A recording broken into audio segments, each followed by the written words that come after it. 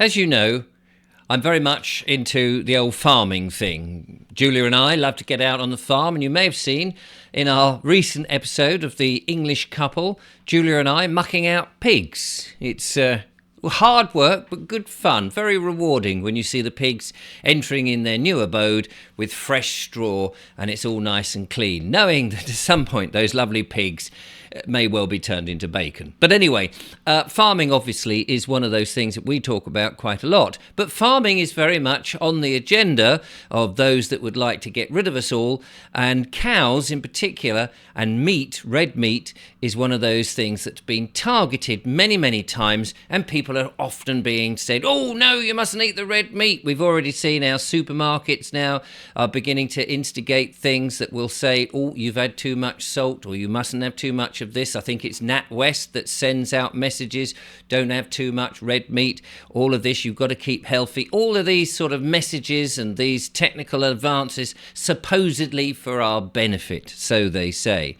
And it's all pushing us in one direction. But it was rewarding, very rewarding to see an article that somebody sent me, thank you very much, I think it was a lady called Jill, about cows from and in the Guardian newspaper. Now, I don't read any newspapers, let alone the Guardian. That would be the last newspaper. But it's very strange how the left side of the political agenda is making this comment, because normally they seem to be fully on board with almost the agenda that the globalist parasites want to push on us. But let's have a quick look at what it says. So here we go. It says it's a new study from the Guardian, as you can see. Carbon helps farms capture more carbon in soil. Really? There's a lovely picture of some cows. Let's just dwell on those for a moment. Look at those. Aren't they lovely? Yes, it says here that cows may belch methane into the atmosphere at what they call alarming rates. Yeah, right, okay.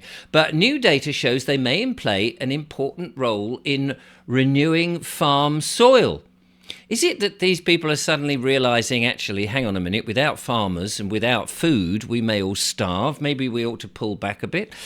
Research by the Soil Association Exchange shows that farms with a mixture of arable crops and livestock have about a third more carbon stored within their soil than those with only arable crops, thanks to animals' manure. No shit, Sherlock, as they say. Really? This is basically mixed farming as it used to be for hundreds, thousands of years, in which small farms would have a whole range of different type of animals defecating onto the land, renewing and replenishing the soil that the plants and the nutrients that the plants have taken out of the soil.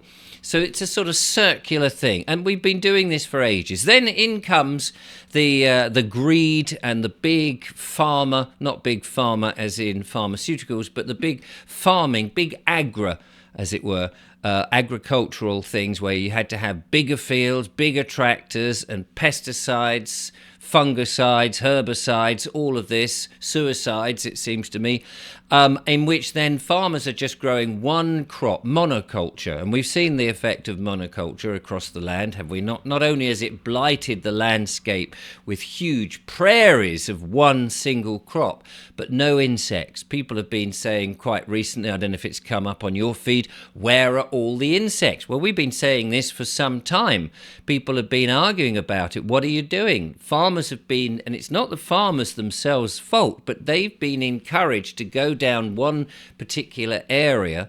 They've been backed into a corner, and now they're having these big contracts, and many of the farmers are realizing that they've perhaps taken a wrong turning, but it's very difficult to get back to the smaller mixed farms with lots of hedges, smaller fields, and having lots of different animals to feed and fertilize the soil to keep the soil up to speed so that it can grow. We know that the topsoil is almost deplete, and what is there is pretty much in a bad way, and it's poisoned. And we know that the globalist parasites with their aeroplanes are spraying, and we're going to be finding a lot of food security coming up. We see how they manipulate the weather. But the interesting thing about this is we've been pushed along saying cows are very awful and that we mustn't have them, and various other meat products, because they've been pushing us on, out of, say, cow's milk into oat milk. I never quite understand how you get milk,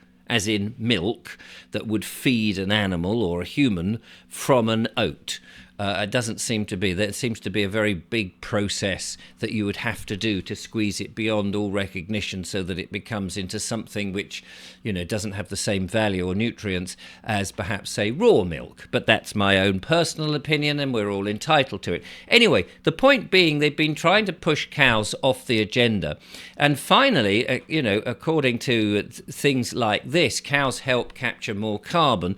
This is the nonsense, of course, to say that global warming is a thing. And we know now, I think most people are beginning to realise, if not question, that global warming is actually a load of old nonsense, and that it's been an invention of the Club of Rome some 50, 60 years ago in order to depopulate and get rid of the population with all their nonsense policies that are coming out. And we can see that, net zero with all of this, the 15-minute cities and everything is on this one premise, it seems to me, that we're not allowed to question. We're not allowed to say, well, hold on a minute, is it really true? No, because the science is fixed.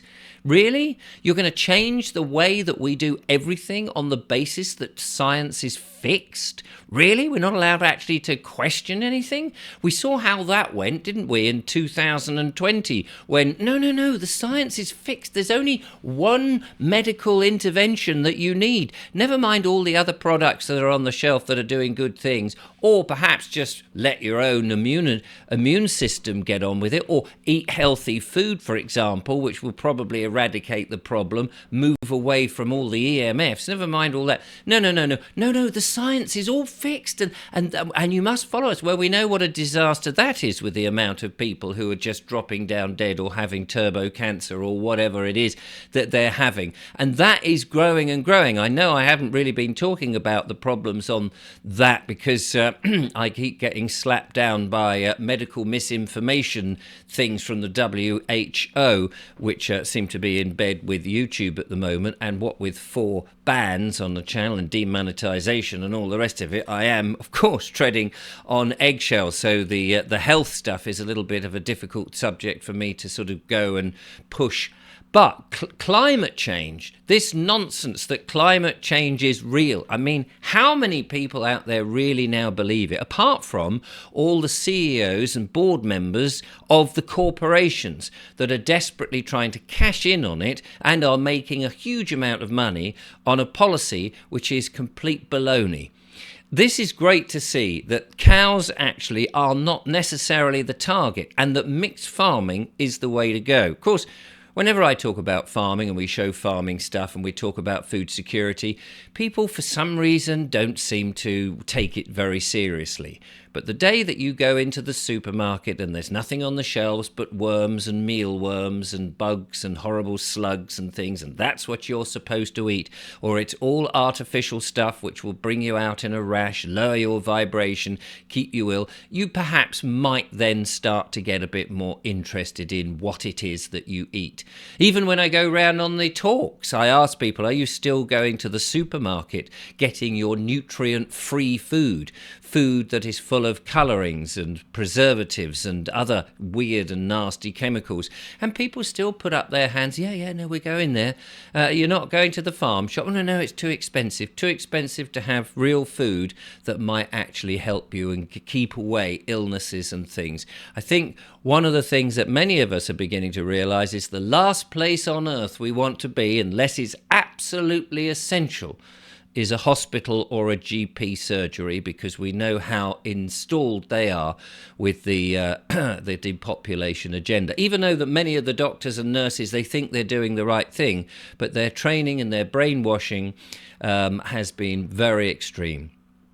Anyway, good to see that cows are perhaps, there's a light at the end of the corridor to say cows and other meat products are not the enemy, that actually they are our friends, they will sustain us, they give us nutrients that will keep us alive and fight all those immune systems. We've got to get to the point where we really turn our back on this nonsense that is global warming. It's a complete manufactured load of old rubbish.